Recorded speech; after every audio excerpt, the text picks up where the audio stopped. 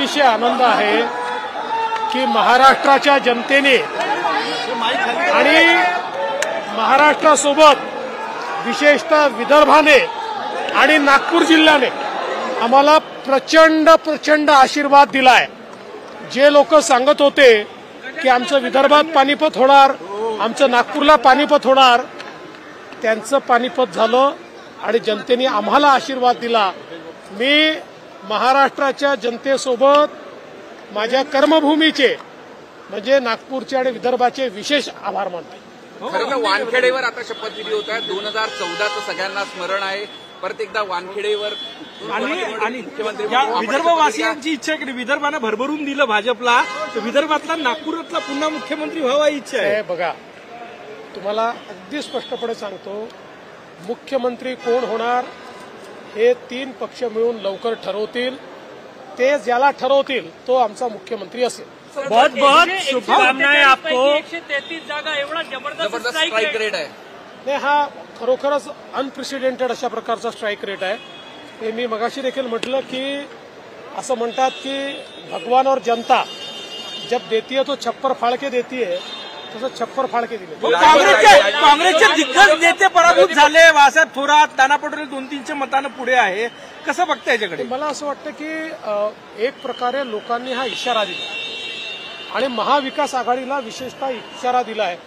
ज्या प्रकारे त्यांनी आम्हाला टार्गेट केलं, व्यक्तिशः मला केलं, माझ्या परिवाराला केलं, भारतीय जनता पक्षाला केलं आणि आमच्या महायुतीला केलं, ज्या प्रकारे हे टार्गेट त्यांनी केलं, माझं मत आहे की जनतेने त्याचं उत्तर दिलेलं आहे।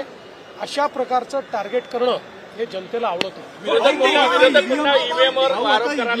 संजय राऊत पुन्हा ईव्हीएमचं नाव घेत आहे। जाऊ द्या, काही लोक बोलत असताना मी त्याच्यावर कधीच उत्तर देत नाही, कारण मगाशी आमचे प्रसाद लाड म्हणाले की काही लोक गांजा पिऊन बोलतात, मी तसं म्हणणार नाही। देवेंद्र जी, एक बहुत बड़ी आपण ओपनिंग बॅट्समन म्हणून जबरदस्त स्ट्राईक रेट केला, पण कॅप्टन बावनकुळे पण होते, त्यांच्या 100% या टीमचे कॅप्टन बावनकुळे होते।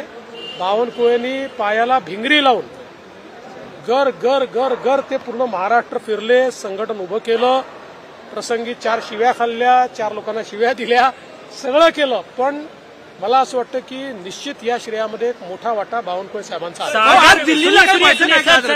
सर, सागर बंगले से वर्षा बंगले पर कब तक पहुंच रहे हैं आप? क्या आप अपना बंगला शिफ्ट करेंगे? मैं दोपहर में ही वर्षा बंगले पर गया था और हमारे मुख्यमंत्री जी का मैंने स्वागत किया, अभिनंदन किया और हमने वर्षा बंगले पर एक प्रेस कॉन्फ्रेंस भी की है।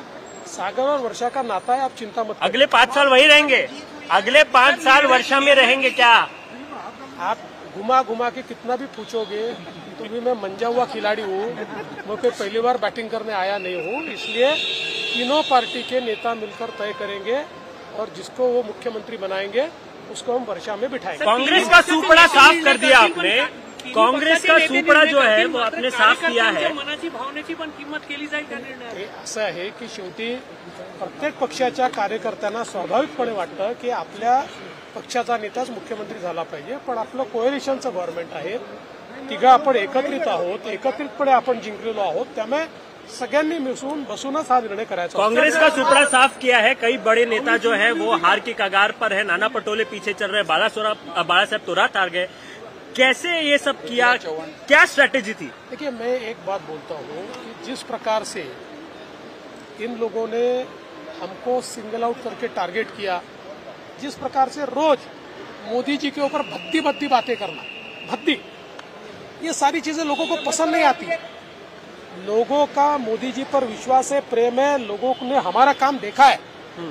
बीजेपी को जैसे सिंगल आउट किया, मुझे जैसे single out KIA, Modi ji को सिंगल आउट किया और रोज इतनी गालियां बकना, तो लोगों ने इसके रिएक्शन दिए। आरएसएस की कितनी अहम भूमिका रही इस मामले में? मैं ऐसा कहूंगा कि राष्ट्रीय विचारों की जितनी संगठनाएं हैं, हमारी सबकी मातृ संगठना तो आरएसएस ही है, लेकिन राष्ट्रीय विचारों की जितनी संगठनाएं हैं उन सारी संगठनाओं ने ये जो एक नरेटिव बिल्ड किया था, एनार्किस्ट इस प्रकार का अराजकता पूर्ण जो नरेटिव था, उसको ब्रेक करने का काम उन्होंने किया। लाडकी बहीण तुमच्या